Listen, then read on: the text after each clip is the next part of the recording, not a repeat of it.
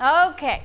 Houston drivers know that there is no avoiding the horrible roads in our city. Yes, unfortunately, they are everywhere, and just when you think you're prepared for all of them, guess what? A new one pops up. Yeah, so this morning we are asking you, what is the worst damage you've had to deal with because of Houston roads? Just text us 713-526-1111, and we're going to share some of your responses in this next half hour. Anybody else rock to the windshield? Oh, 4 times. New car 4 right times. there. All right, Cheetah, we're going to talk more about that. But right now it's humid, it's hot. What else is going on? Yeah, well, that's basically it. I mean, Back to you. way to take it, Steph. Thank you. Way to take I got it. I got you covered. No biggie there, you know. Just the only reason they pay me here is okay. No, anyway, temperatures in the mid to upper 70s.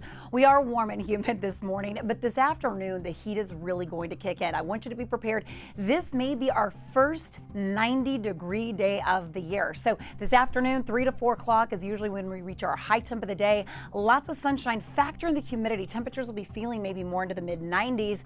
This evening, we stay warm as well. Upper 80s. More on the cold front, Steph, in just a little bit. Over to you. All right, Cheetah, you got it. I'm going to stick to what I know, and that is traffic as we take you out to Bunker Hill. This is the inbound side of the Katy Freeway. So it's close to Spring Branch area. You can see those lanes. All of them are getting some attention. You've run out of elbow room there. And then in the vicinity, just out of camera frame, we also have a stall on that side of the freeway. So be very careful. I don't need you to take the frontage road yet, but if the tow arrives on scene, blocks the lane for safety purposes, I'll let you know. Channel View, eastbound side of the Katy Freeway, the East Freeway is starting to fill up a little bit there, but no accidents. All right, now we want to get out to the northeast part of town where 2 bridges are closed right now. Adam Bennett is live in New Caney for us this morning. Adam, what's the latest there? Is the water starting to recede at all?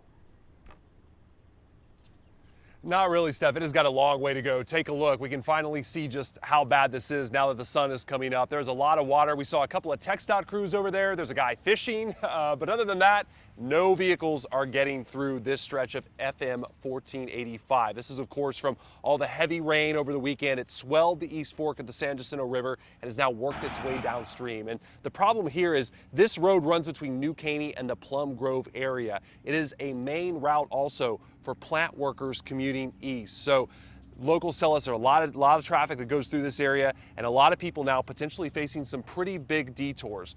The good news this morning, though, there is a way around this. It's a bit out of the way, a few miles to the north, but that's FM 2090. But other than that, a lot of people are going to have some pretty big headaches as they're trying to make their way to work through this area this morning. Steph? Yeah, something they don't need on a Monday. Adam, thank you.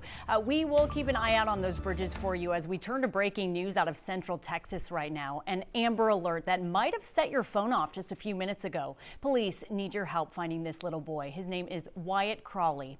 Police say he was last seen outside Brenham on Sunday morning, and they think he could be with this man, the other photo there, Joshua Crawley, in the black Mazda. If you see them, call 911. All right, at 6:35, now to a battle over our roads in D.C. And there's a bipartisan push to move forward with President Biden's infrastructure bill. But the big holdup, it's that price tag. So it's a $2.2 trillion bill that would pre-build our nation's deteriorating infrastructure. And right now, the White House wants to pay for it by raising taxes on corporations and wealthy Americans. But Republicans say the plan is, quote, bloated big government. If you're talking about roads and bridges and internet and tunnels and airports and waterways, we can be pretty close. If you're talking about spending hundreds of billions of dollars to benefit public service unions, then we're far apart. Republicans want the White House to negotiate on smaller, more targeted bill. And there's no indication right now when either side will back down on who's footing that bill, Steph. Yeah, Xavier, and there is some movement now on a different story. This is the tense situation for a group of Houston businessmen jailed in Venezuela. They're known internationally as the Citgo Six. 6 executives of the Houston-based Citgo Petroleum Company. They've now been given a partial release. Those 6 executives are now on house arrest again. They were jailed back in 2017. Family members say they were lured to Caracas, Venezuela for an emergency budget meeting when they were instead arrested by military officers. Back in 2019, they were put on house arrest for the first time. That only lasted 2 months when they were sent back to jail following a visit between President Trump and Venezuelan leaders. This most recent house arrest is meant to be a gesture to President Biden. Those men have been in jail for more than 3 years, facing charges of corruption and embezzlement. Those families are still waiting for a total release of their loved ones, and we are staying on top of this situation, of course. You can get the latest updates as they come out on KHOU.com. Now to a desperate situation on Matagorda Bay. One person was killed this weekend after a boating accident. 3 people were rescued, but 1 man is still missing after the Coast Guard suspended its search last night. Texas EquiSearch says 24-year-old Jacob Langley from Huntsville was on a fishing boat with 4 other people when it crashed into a piling. The group was fishing where the Colorado River meets Matagorda Bay. Yeah, we got a lot of river here with one pole, and unfortunately they hit that one pole that, no way could they have seen that at night. Texas EquiSearch founder Tim Miller says Langley is related to several of the organization's volunteers. 4 people died and more than 24 others were hurt when a boat capsized and broke apart off the California coast. Officials suspect it was a human smuggling operation. 1 person was rescued from a cliff, others were pulled from the water, while many others managed to make it to the shore on their own.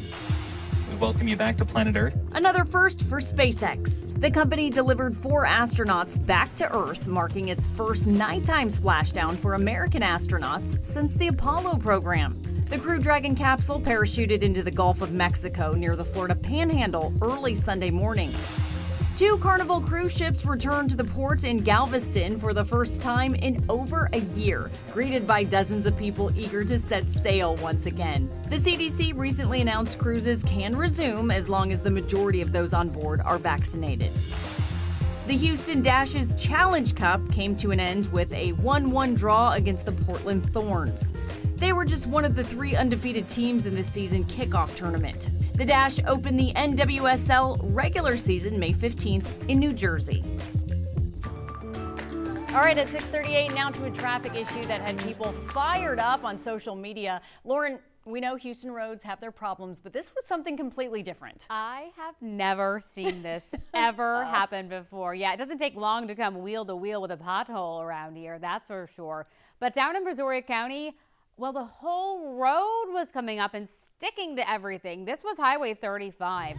The rain caused the pavement to literally come loose and was sticking to wheels, to cars, flying all over the place. A portion of the highway had to be closed to make emergency repairs. And do you remember this one from 2019?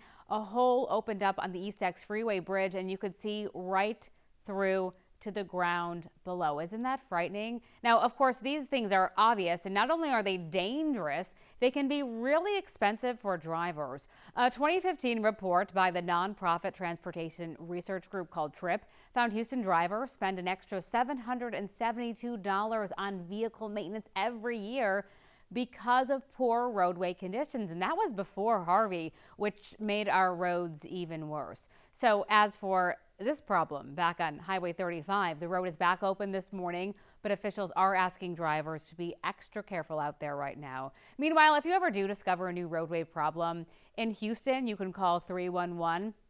In Greater Houston, you can call or go online to TxDOT to make sure you're reporting those problems, so hopefully nobody gets hurt. And a little bit later on, Brandy is going to tally up the costs we face on the roads from damage to basic oil changes. That's in about 15 minutes at 6:50. But Cheetah, really hard to believe the rain is what caused this problem. What a mess. What a mess. Well, the good news is today, the one thing you need to know, we are warm, we are humid. If anything, we are going to be talking about the heat. It may be our first 90-degree day. More on our cold front expected for tomorrow in just a little bit. Steph, on over to you.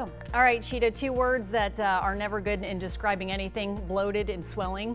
Unless we're talking about our bank accounts, right? The lanes are getting a bit swollen here on your North Beltway westbound side. And that's the headlight side. Just out of camera frame, we do have a stall in the right lane. Be careful, a Gessner could cause a sharp swerve. Steph, when you said bloated and swelling, I was like, It's where's not she good, going with this? But I got your attention. Yeah, I'm perked up the ears. All right, 6:41 on this Monday morning. Still to come, another day, another weird shortage to report. Why a chicken sandwich